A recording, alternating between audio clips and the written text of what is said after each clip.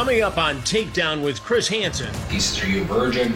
A 30-year-old man is looking for sex with a 15-year-old girl. House is clean. And this one has a criminal past. Violent assault, terroristic threats, strangulation. But it's my interview with him that's truly shocking. Well, Cody, I'm Chris Hansen. I know who you are. I've watched you. Just on the other side of the screen. And you'll never believe what happened after our investigation.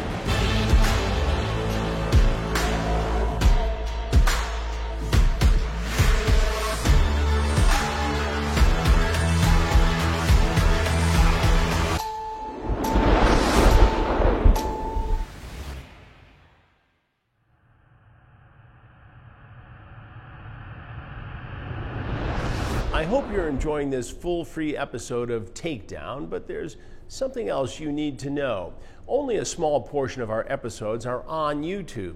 There are more than 100 episodes on our streaming service, ad-free and uncensored at WatchTrueBlue.com. Use the code YouTube24 to watch them all for $2.50 or YouTube Year for $20 off an annual subscription. Also, and this is important, hit the subscribe button below, and we'll see you soon on True Blue. Montgomery County, Ohio, an area that encompasses Dayton and smaller towns and villages, is combating child predators with everything they've got. Recently, Operation Intercept was a combined task force of statewide and federal agencies to get alleged predators off the streets. Sheriff Rob Streck knows this is not just a local epidemic, but a nationwide crisis. 6 men showed up at the Sting House to have sex with a teenage boy or girl. What does that say to you? Unfortunately, it says that this is happening all the time, and it's happening everywhere. People like to bury their heads in the sand and think, well, you know, I live here, there's no crime here, there's no this, and it's just not true. When you have technology available nowadays that predators can use, and then that our teens or even our adolescents are using, this stuff can happen anywhere. That's the scary part about this. Captain Terry Abels, along with Sergeant Josh Walters, are running point for Operation Intercept. A call comes in over the radio of a man looking to have sex with an underage girl. I listen in and get a real-time sense of the graphic nature of the chat so far. He says, are you a virgin? Okay, well, if it happens, I'm big. Like I said, I have a big dick. The strike team gets ready, and my crew finalizes the technical details because we never know exactly when an alleged child predator will show up. The man coming to meet with a 15-year-old girl is 30-year-old Cody, and Captain Abels and I both know what's at stake for these types of investigations. We have a man coming over, a 30-year-old, Yes. who wants to hook up with a 15-year-old girl. Yes. And he may have a criminal history. Yeah, so we're looking into that part now. We do have him identified, but we're looking into it now. May have some possible priors for the same activity. How frightening is it that somebody could walk into a home to have sex with a child and have a violent criminal past? Yeah, it's very disturbing, and it's you know, it's something that we need to be prepared for as well. But when we're doing this, but then also, yeah, just that they can just come into a random house and do that, it's certainly scary. Does it haunt you a little bit, even with your many years in law enforcement, that if you weren't here, if we weren't here, and there was a teenage boy or girl here, that there would be the rape of a child? Very much so. And there's no doubt, based upon Cody's chat, as to what his intention is. No, it was based on the conversation. It was perfectly clear what his intention was tonight. He went into detail about the size of his penis, asked if she was a virgin, things like that. You don't ask that unless you want to go through with the act. That's correct. Upon closer look, Cody, in fact, has been in prison for violence, intimidation, strangulation, and making terroristic threats. Everyone is in place as Cody pulls up to the Sting House. And out of the darkness, he appears, headed for the front door. The decoy greets him. And it always amazes me when these alleged child predators try and be courteous. House is clean. Let me take my boots off. That's what you're comfortable with. Okay.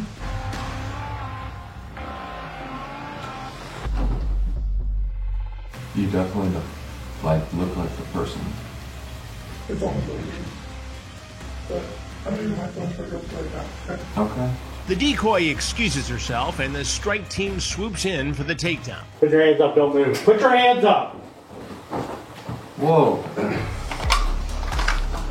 Stand up. Turn around. Stand up. Keep your hands up. No, sir. Stand up. Turn around. I didn't do Turn around. anything. Back. What? Ease up. Ease up. Relax. Ease up. Cody is put in cuffs and read his rights. As he answers questions for the task force, I wait in the shadows, taking in every word he says. Cody might think his night is over, but my work is just beginning. Hey, Cody. How you doing tonight? Good. Help me to understand how you ended up here tonight. What led up to this? It started with a chat online. I matched with a girl online. I tried several times, like I know she's underage. Right. And I told her some of the questions that she asked. She said, you know, it was very personal, and I honestly didn't know what to say, because I honestly felt like I was getting coaxed into saying some things. Right. And I was even told her I was uncomfortable, and I stated several times, I said, is this something, am I going to get in trouble for coming over? Like many alleged predators I've talked to, Cody knows how this works. Why were you so concerned about getting into trouble for coming over? Because I know what this is. You know I've what seen this it is? on TV. And what is it, Cody? It's called a sting. A sting. Yes. It's where you guys take girls and you put them on an app and they meet guys and you try to, it's called To Catch a Predator. To Catch a Predator. Yes, sir. And you've I'm seen not these. a predator. I've never been. You're not a predator. No. I know it seems like that now. But you see how this looks, Cody. Yes, I understand that's what it looks like. You're 30 years old. Yes, sir. I know. I just turned 30, and I was honestly just going to come over and cuddle. I honestly always bring a condom because I have other people that I have intercourse with that are of age.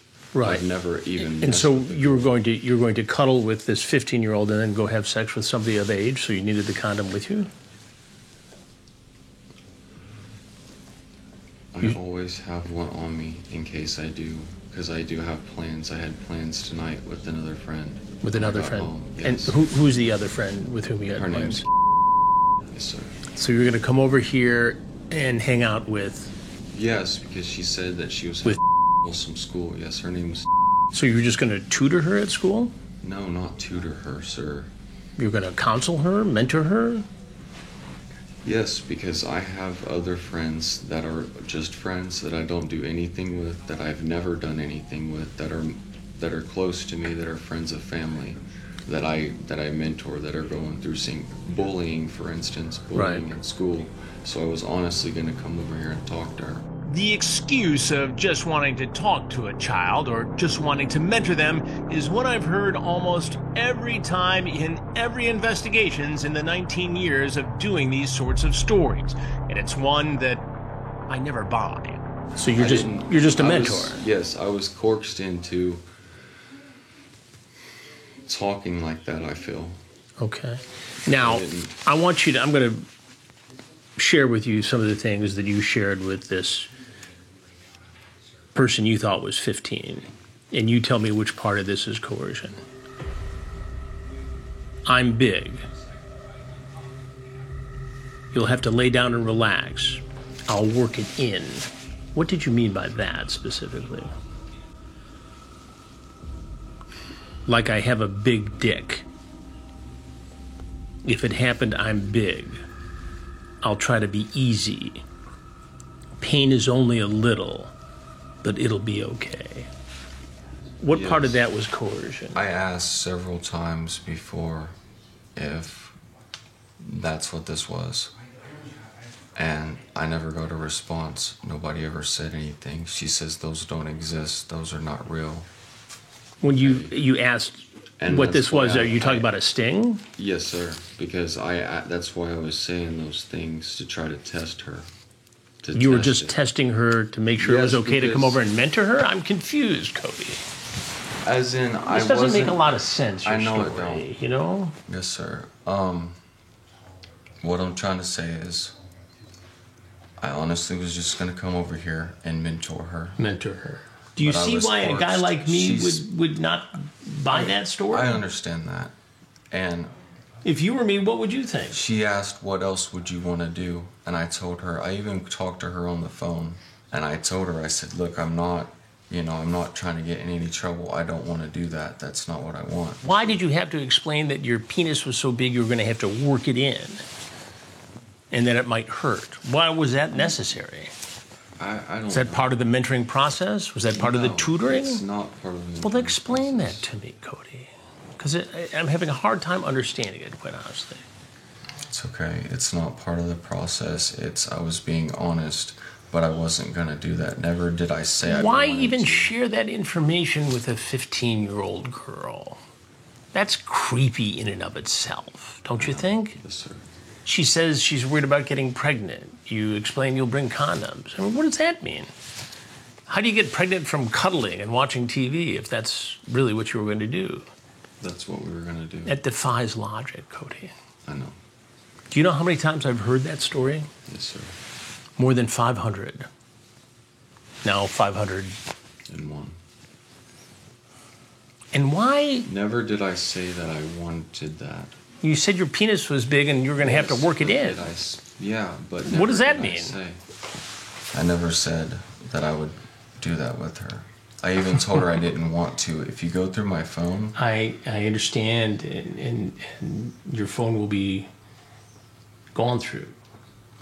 But the hard part I have in all this is why a guy like you even gets involved in the conversation with someone he knows is 15. And if you suspect that this is some sort of a sting, why show up? Why didn't you think about this on the drive over? How long was the drive over here? 19 minutes. 19 minutes. And in that 19 minutes, did you ever think, Cody, Yes, and when I got I'm an here, idiot? I was gonna, whenever I got here and I saw her and I saw, like, that it wasn't her, and that even if it was her, I was gonna tell her, like, look, I'm not comfortable. Why did you ask if you could take off your boots then? That sounds like somebody who wants to get comfortable. No, it's because it's respectful to take your boots off at the Is door. it respectful to have sex with a 15-year-old girl, which is rape, by the way? No. Cody tells me he actually has 2 jobs, yet he's still found time to try to meet an underage girl. So you have 2 jobs. Yeah. Good jobs. Yes, sir. But tonight, you're not flipping burgers on the grill. You're not running a forklift. You're here I'm off work, yes. after a sexually charged conversation with someone who you thought was a 15-year-old girl. What should happen to you, Cody? I don't know. I'd like to go home, but I know that's probably not going to happen. You'd like to go home. Yes, sir. I knew it was wrong, and I was going to cancel whenever I got here anyways. But why even show up? Why even take that chance? No, I understand. It's like, why even go? It's to make sure that she was real. And, like, to tell her that even if it was because she asked... Call her on the phone, Cody.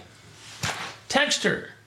This is the problem with your story, which is everything you're telling me belies the truth of what you did. You see what I'm saying? If you thought it was a setup, why show up? If your intent was to come over here and mentor her or tell her you weren't going to have sex with her, you could have done that over the phone or via text. If you were worried about her welfare, you could have dialed 911 and said, hey, there's a young woman home alone who wants to have sex. I could honestly do it in person because... Why take the risk? You've been to prison, right? Yeah. You like prison? You want to go back? No, sir, I don't. It's not a pleasant place, is it? No, I honestly learned my lesson, and this like the first time I've ever done anything like this. Like, I've never even... You've got a rap sheet. A lot of it's violence, I know. Violence. Terroristic threats. Intimidation. Strangulation. Do I have that right? Yes, sir. What's a judge going to do to you when this case comes up? Throw the book at me. Yeah. I'm not trying to go back to that life. I know what I did was wrong. Know what I said was wrong. I understand that. But honestly, when I got here, I was going to cancel. And I know I could have texted, I could have called 911. I know that. I understand. But I honestly had no intentions of doing that. The evidence doesn't indicate that. I know, The the evidence text indicates that you messages. were coming over here to have sex with a I know. 15-year-old girl. But the evidence, whenever I got here, I was going to cancel. That's I not know what you that. said. You didn't walk in there and say, I'm going to cancel. This is no good. You said, can I take my boots off? Or do you want me to take my boots off? Yes, that was because that's the first thing you do when you go into someone's house. It's a Right. respectful thing. And when I sat down, I was getting ready to tell her. Mm-hmm. And that's whenever she automatically went back there. And that's whenever the police told me to put my hands up. And that I'm on. Well, because the police, the sheriff's office, prevented you from letting it go any further. No, I understand that, but I didn't have a chance to cancel. Like I was going to sit in here and tell her. What do you think like, would have this happened is- had you started cuddling and mentoring and at some point... Not necessarily even cuddling, just Well, you said watching cuddling. a movie. Yes, cuddling it or watching a movie. Like Right, but that's creepy for a 30-year-old man to cuddle with a 15-year-old, even if that was your intent, which I'm not believing, by the way, because of all the sex talk and penis talk in the chat, right? It doesn't make sense. So what do you say to other guys who are having chats online with girls who they believe are underage and they're thinking about making this drive over to a house where they think a girl is home alone or a boy is home alone? What do you say to those guys? it's a sick individual, but that's not. It's a sick individual. Yes, sir. But here you are, looking like a sick individual. What do you say to other men thinking about doing exactly what you did tonight? Don't do it. Okay. Don't even think about it. And what do you say to yourself as you sit here in this predicament? I don't know what I was thinking. That it was inappropriate for me to even talk to her. There's actually supposed to be an age, like, to even get on those apps. But we know that kids get on those apps all the time. I didn't know That's that. not a defense. No, I honestly didn't know that. Well, Cody, I'm Chris Hansen. I know who you are. I've watched you. Just on the other side of the screen. Just on the other side of the screen. Now you're going to be on the screen with me for our predator investigations. So this is To Catch a Predator. This is a series we call Takedown, which is the next generation of To Catch a Predator. Yes, sir. And you're on it right now. I know. How many times have you watched my predator investigations? Several times, actually. Several times. It's just entertainment. Like, I see some of the things the horrible guys, that people do. And now you're one of those horrible guys. But I didn't do anything. Well, the other guys didn't do anything either because I caught them, just like you got caught. So you watched the shows, you questioned whether or not this was a sting operation, and you showed up anyway. One could suggest that you deserve everything you're going to get. You No, should have been. I don't deserve it, aware sir. of this. You don't I deserve know. it. My intent was not sexual. I understand that my text messages seem different, but honestly, like, I was not going to sleep with her. She said she wanted to watch a movie. I said, can you go somewhere? Like, do you want to go for a walk? I've never done anything like this, and I'm not a sick person. Like, I honestly didn't know how to answer whenever I was talking to her. What was awkward. it that prevented you from just saying, I'm not going to come over? I mean, help me to understand this. This is the mystery of the predator investigations that I've not been able to solve 19 years of doing it, which is, I know you've if been you're doing it for a suspicious, if you're not a bad guy, if you're not a predator, don't come over. You've seen the shows. Yes, sir. You're going to be on a show. You're going to be one of the guys that you made fun of for getting caught. Is there anything else you want people to know, Cody? that I didn't intend to do anything, honestly. I'm not a sick person. Like, I know it seems like that. I know that you've got those text messages. I know that they're inappropriate. I know that they're not right. But I didn't mean it like that. Like, I honestly wasn't going to sleep with her. You know, as important as I think these stories are, it breaks my heart a little bit to see a fellow your age in this situation. It really does. And I don't take this lightly when I tell you this. I don't like this one bit. I didn't. I wasn't going to do anything. I know I wasn't. All right. Well, I appreciate you talking to me. Thank you very much. And then he does something no alleged predator has ever done before. Anything else? No, sir. He shakes my hand while he's in cuffs. Cody is taken in for booking and further questioning. Showing up is showing up, and it's clear in the chat that there was an intent here to meet a 15-year-old girl after a sexually charged conversation. And the thing that continues to confound me after all these years is, if they're so suspicious, if they've seen the shows, why show up? And Cody was not able to give me a real good answer for that.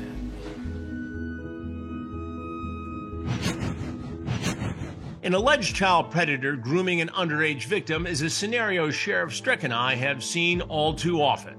You see guys like Cody who show up for a teenage girl. This guy spends a lot of time grooming, asking if the girl's a virgin, talking about how they'll have intercourse without hurting the girl. It's very methodical, this breaking down of barriers between children and adults in society, this grooming. You know, there are those individuals out there that probably do this much more than even some of the others we've talked about. And you can really tell in some of those chats, and then when they're being interviewed, that they do seem to have experience doing this. Everybody knows different personalities, different people have charisma, some don't. So when you get an individual like that knows how to talk to a teen or preteen, knows what to say, can really get inside that victim's head, those can possibly be some of the scariest, because they can talk the actual victim in to actually believing that they, the predator, is the right one, and maybe law enforcement and the parents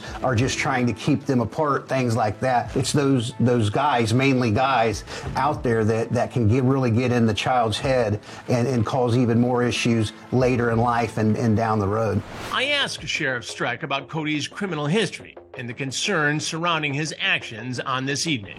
And in Cody's case, he had served prison time for a violent assault, terroristic threats, strangulation. You'd think a guy would do his time, get his life together, and move on. But instead, he's in the Sting House, trying to calmly explain away the fact that he's trying to have sex with a teenage girl. Yeah, and unfortunately, you know, most crime in our country, a lot of it is just repeat offenders. So we have these individuals, like you say, that do a prison term, maybe several prison terms, and when they get out, they go right back to what they were doing. Or unfortunately, maybe they learn about something while they were in prison, and now they come out and try that. So it's just that mindset that I'm going to do whatever I want, and I'm not going to get caught, and if I do, I'll go back, and then I'll get out again in a couple years.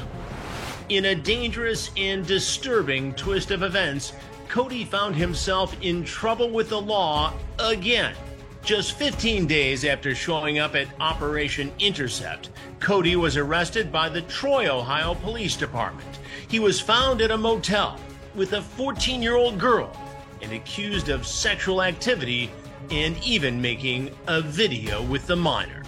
He's now being charged with 3 felonies in Troy, Ohio: endangering children, illegal use of a minor in nudity materials, and unlawful sexual conduct with a minor.